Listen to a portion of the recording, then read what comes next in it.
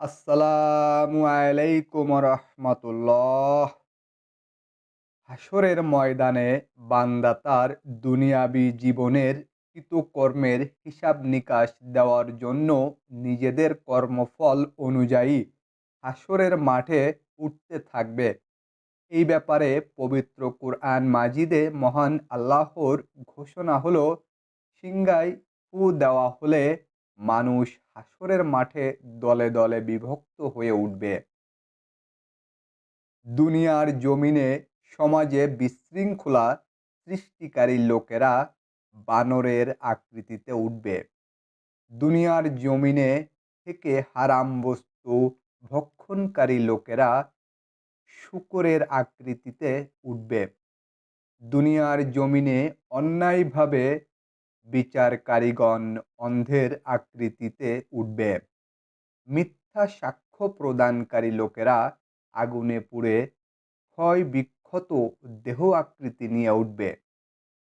যেসব আলেম লোকদের কথাই এবং কাজে মিল ছিল না, তাদের মুখ হতে রক্ত প্রবাহিত হতে থাকবে, কারণ তার জিহ্বা লম্বা হয়ে বুক পর্যন্ত ঝুলতে থাকবে। জিহ্বাকে ছোট করার জন্য জিহ্বা কাটার কারণে রক্ত প্রবাহিত হওয়া অবস্থায় উঠবে। ইবাদাত বন্দেগীতে অহংকারী লোকেরা অন্ধ এবং বোবা হয়ে উঠবে। জিনাকার লোকেদের দুপা মাথার চুলের সাথে কপালের উপর বেঁধে দেওয়া হবে। এই অবস্থায় তারা হাসরের মাঠে উঠবে।